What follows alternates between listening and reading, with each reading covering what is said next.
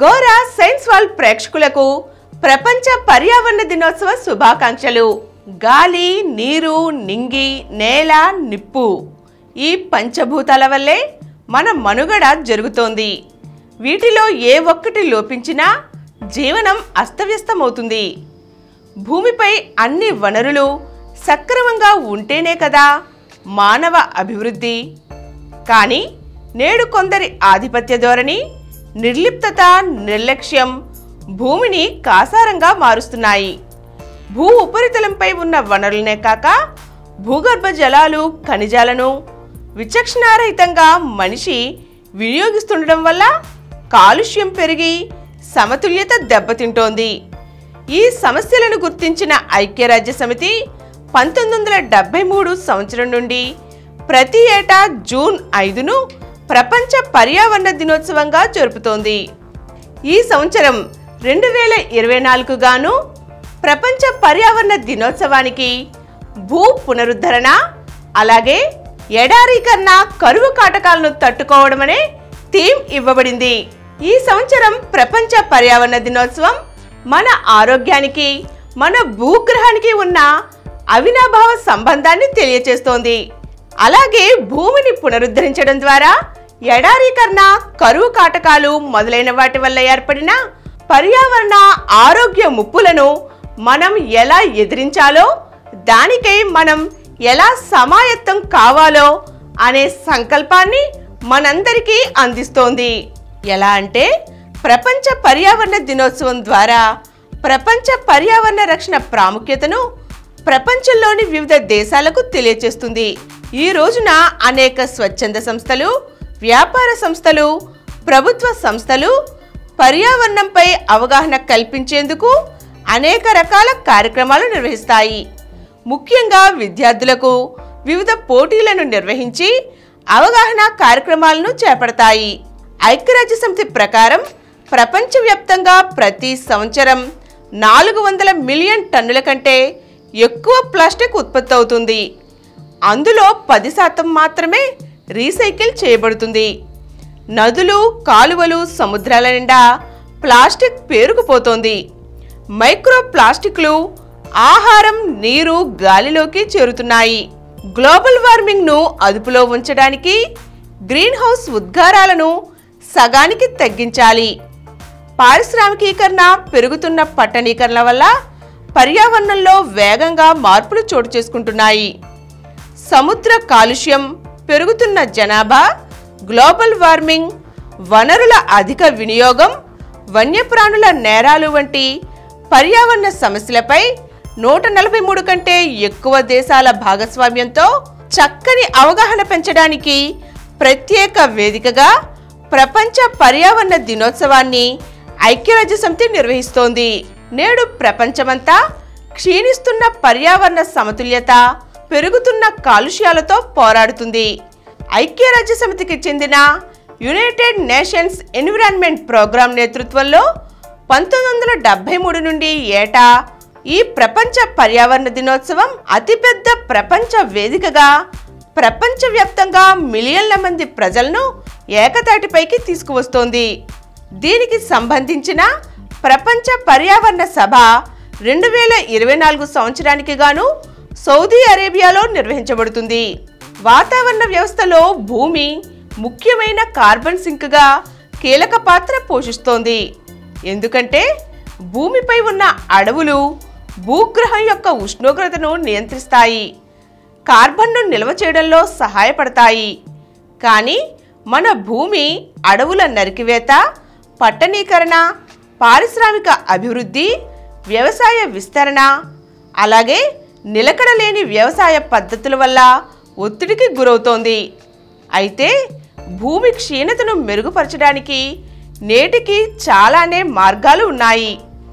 వాతావరణ మార్పులను తగ్గించడానికి, పర్యావరణ వ్యవస్థ పునరుద్ధరణకు ఐక్యరాజ్యసమితి ప్రమాదకరంగా మారిన 8 ప్రధాన పర్యావరణ వ్యవస్థలపై దృష్టి సారించింది.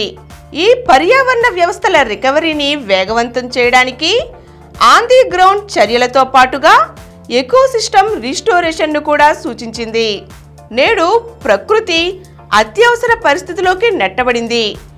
ఈ శతాబ్దంలో గ్లోబల్ వార్మింగ్ 1.5 డిగ్రీల కంటే తక్కువగా ఉంచడానికి 2030 నాటికి వార్షిక గ్రీన్ హౌస్ వాయు ఉద్గారాలను సగానికి తగ్గించడానికి ప్రణాళికలు రూపొందిస్తోంది.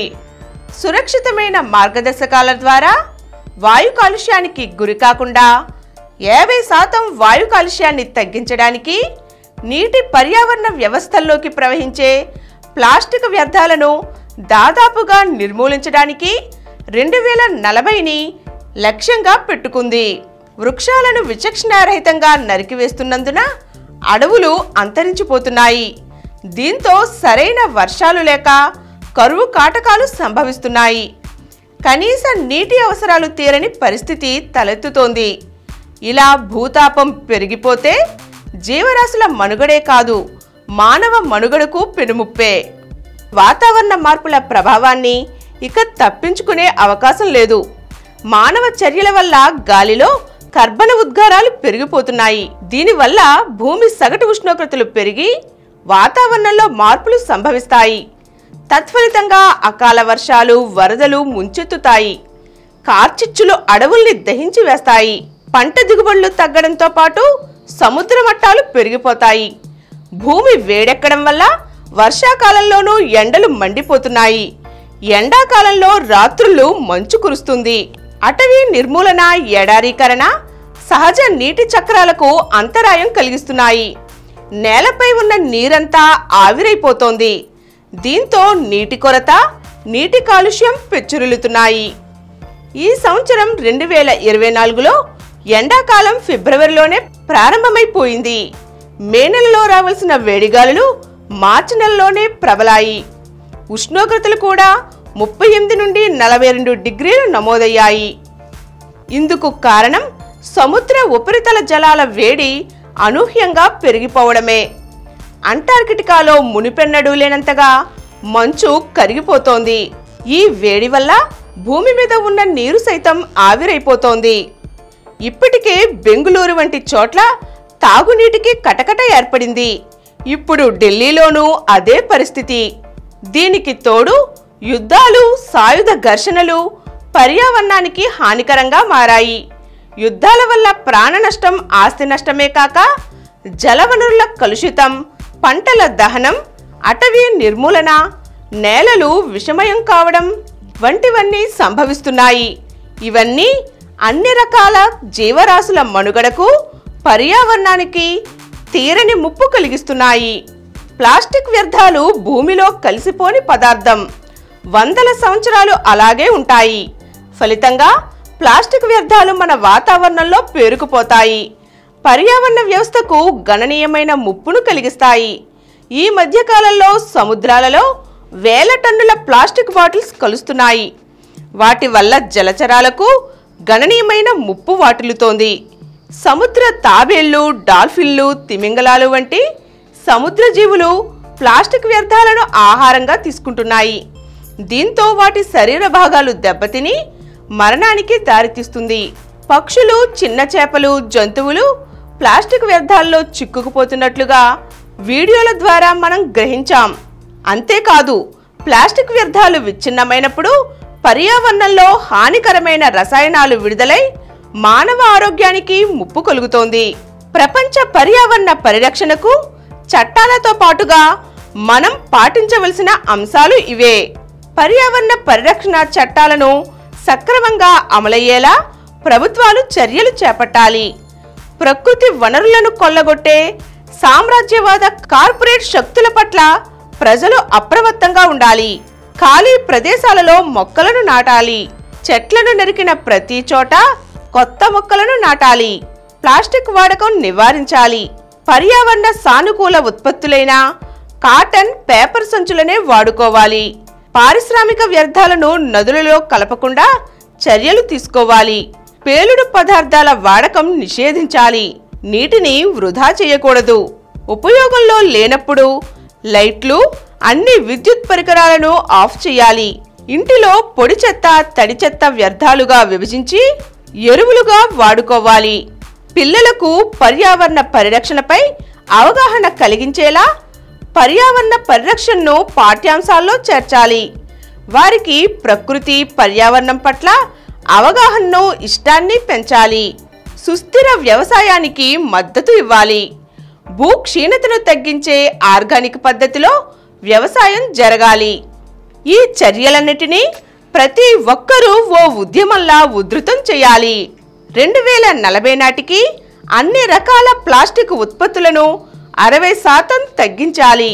దీని కొరకే మనమందరం చేయి కలిపి మన భూమిని కాపాడుకుందాం. భూగ్రహం ఒక్కటే ప్రస్తుతానికి మనకు నివాసయోగ్యంగా ఉన్నది.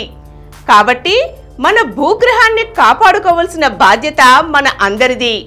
దీనికై మనం ప్లాస్టిక్, ఇతర ఇంధనాలను వీలైనంత తక్కువగా వాడదాం. కర్బన ఉద్గారాలను నియంత్రిద్దాం. అలాగే చెట్లను నాటుదాం. ఈ భూగ్రహాన్ని చల్లగా, ఉత్తమంగా ఉంచేందుకు కావలసిన అన్ని చర్యలను పాటిద్దాం. భూమిని సురక్షితంగా ఉంచేందుకు వన్యప్రాణుల సంరక్షణను చేపడదాం. అలాగే కాలుష్య నియంత్రణ చర్యలను తప్పక పాటిద్దాం. మరొక్కసారి ప్రేక్షకులకు ప్రపంచ పర్యావరణ దినోత్సవ శుభాకాంక్షలు. Please download Samram Channels app from Google Play Store and watch your favorite channels. Click the bell icon and subscribe to the channels.